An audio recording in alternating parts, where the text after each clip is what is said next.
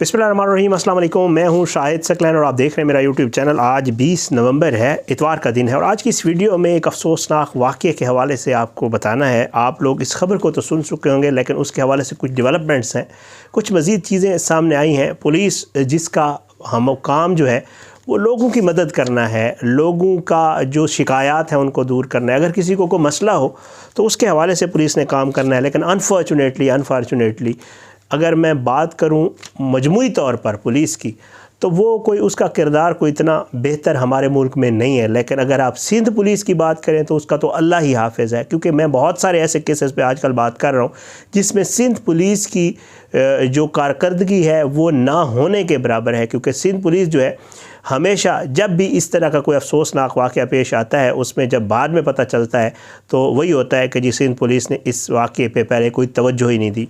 8 साल की माइनर बच्ची छोटी घर से चीज़ लेने के लिए निकलती है, उसके साथ अफसोसनाक वाक़या पेश आता है, गायब हो जाती है, घर वालों को नहीं मिलती, घर वाले ढूंढते हैं, शाम तक तलाश करते हैं, लेकिन बच्ची नहीं मिलती। जब नहीं मिलती पुलिस स्टेशन जाते हैं, पुलिस स्टेशन वाले वही अपनी जो उनकी एक रिवायती अंदाज़ है उसमें वालिदैन को कोई तवज्जो ख़ास नहीं दी जाती। वालिदैन अपनी मदद आपके तहत ढूंढते हैं। दूसरे दिन वालिद जो है वो थाने गया होता है कि पीछे से उसको बेटे की कॉल आती है कि बाबा वापस आ जाए। जो बच्ची है उसकी जो है डेड बॉडी एक प्लाट से रिकवर हुई है और ये कचरा कंडी जहाँ पे कूड़ा वगैरह फेंका जाता है वहाँ से उसकी डेड बॉडी रिकवर होती है। ये वाक़या जो है कायदाबाद का है, बहुत ही अफसोसनाक वाक़या आप सुन चुके होंगे। अब पुलिस उसके ऊपर क्या कर रही है, क्या कुछ इसके ऊपर कार्रवाई हुई है, ये सारे मामलात आज की इस वीडियो में आपके सामने रखने हैं। तफ्तीश में थोड़ी सी जो है वो डेवलपमेंट है।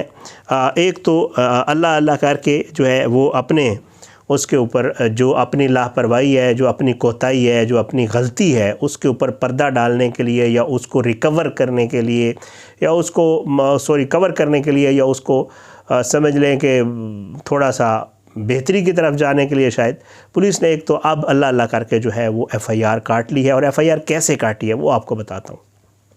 जब इस बच्ची की बॉडी मिली तो इसके लवाहिकीन ने बाकायदा तौर पे वहाँ लाश जो है वो रख कर एहतजाज किया और 2 रोड्स उन्होंने बंद कर दिए। जब 2 रोड्स बंद किए तो फिर पुलिस आई और पुलिस ने इनसे मुज़ाकरात किए, FIR काटी। इस आने वाले जुमे तक जो है यकीनदानी कराई कि जी जो जुमे का दिन है तब तक जो मुल्ज़मान हम गिरफ़्तार कर लेंगे। अच्छा, एक SHO और 2 एहलकार जो उस थाने के थे, जो रेलिवेंट थाना है, उनको मुअत्तल कर दिया। ये सारी कार्रवाई जो है वो वालिदैन और लवाहिकीन और अहले इलाका के एहतजाज के ऊपर उसी दिन कर दी गई थी। बहरहाल बच्ची को जो है उसकी पोस्टमार्टम किया गया। पोस्टमार्टम में तस्दीक हो गई एक तो जो है अगवा, उसके बाद ज़्यादती और उसके बाद तशद्दुद और इंतहाई दर्जे का तशद्दुद। क्योंकि जो पोस्टमार्टम रिपोर्ट है उसमें बहुत ज़्यादा पूरी बॉडी के ऊपर बच्ची के ज़ख्म है और उसमें जो है वाज़े तौर पे लिखा हुआ है कि जो तशद्दुद भी किया गया है वह बहुत इंतहाई दर्जे का तशद्दुद किया गया है, बहुत ज़्यादा दरिंदगी का निशाना बनाया गया है। उसके बाद ज़ाहिरी बात है FIR जो काटी गई है उसमें अगवा की भी दफ़ा लगाई गई हैं, कत्ल की भी 302 और उसके बाद 375 376 जो होती है ज़्यादती की जो दफ़ात हैं वो भी शामिल की गई। अब उसके बाद पुलिस ने बाकायदा तौर पे अपनी तफ्तीश का आगाज़ कर दिया है।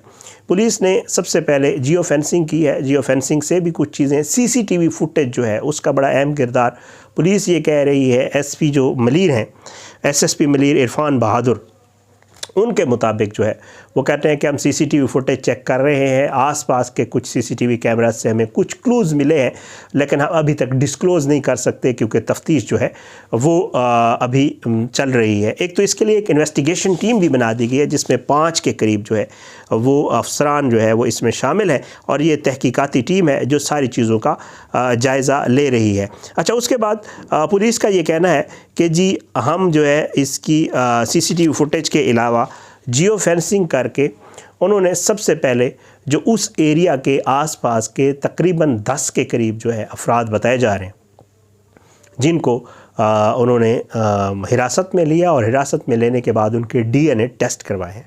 DNA टेस्ट की अब तक की जो मेरी इंफॉर्मेशन है उसके मुताबिक जो मेरी बात हुई है, अब तक की इन्फॉर्मेशन के मुताबिक DNA टेस्ट का ज़ाहिर बात है रिज़ल्ट आने में थोड़ा सा टाइम लगता है, लेकिन इस तरह के जो स्पेशल केसेस होते हैं उनमें थोड़ा सा ये होता है कि DNA लेबॉर्ट्री वालों को रिक्वेस्ट कर दी जाती है कि जी बहुत अहम नौइयत का मामला है तो आप DNA टेस्ट जो है इसका जल्द अज जल्द का इसकी रिपोर्ट दे दें। तो वो रिपोर्ट भी ज़ाहिर अभी तक नहीं है लेकिन आ जाएगी।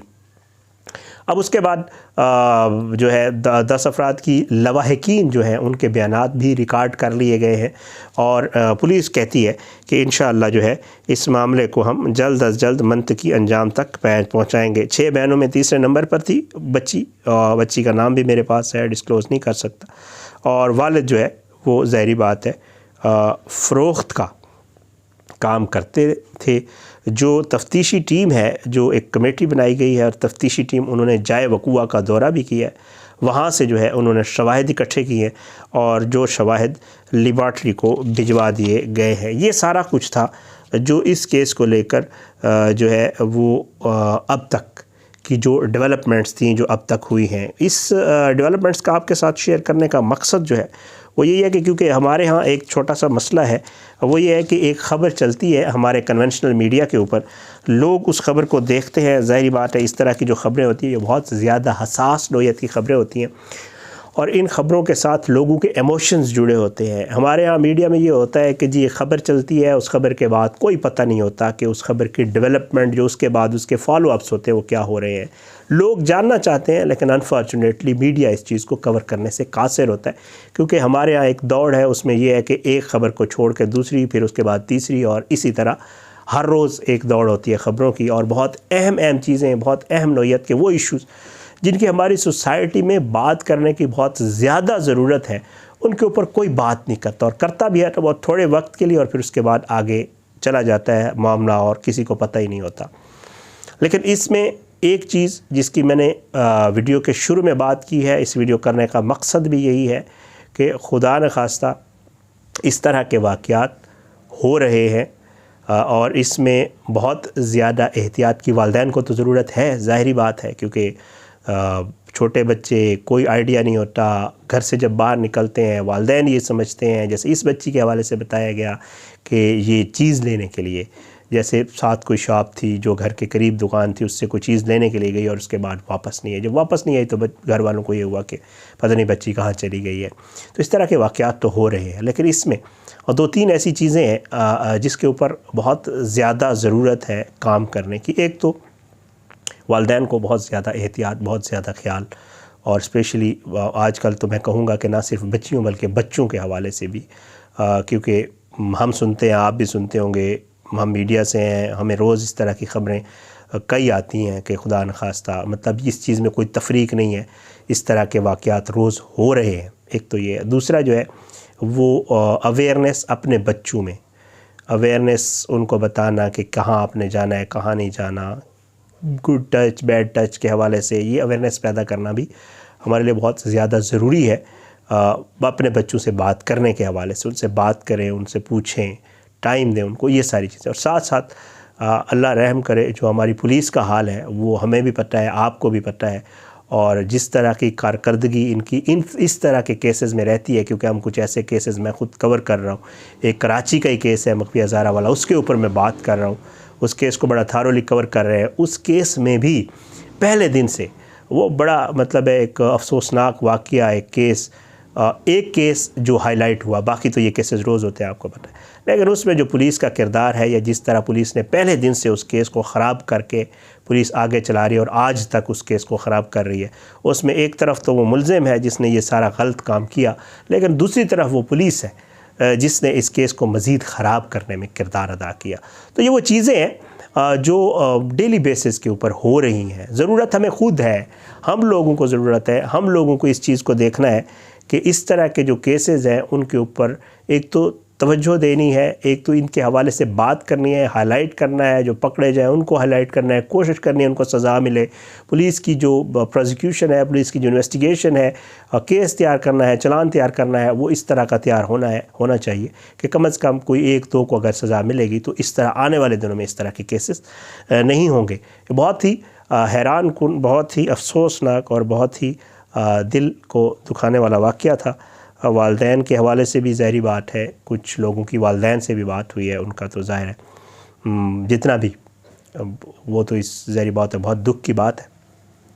बहरहाल ये कराची से एक अफसोसनाक वाक़या वालिदैन के लिए स्पेशली आँखें खोलने के लिए, या वालिदैन को इस हवाले से अपनी ख्याल या एहतियात करने के हवाले से जो है वो आपके साथ शेयर करना था।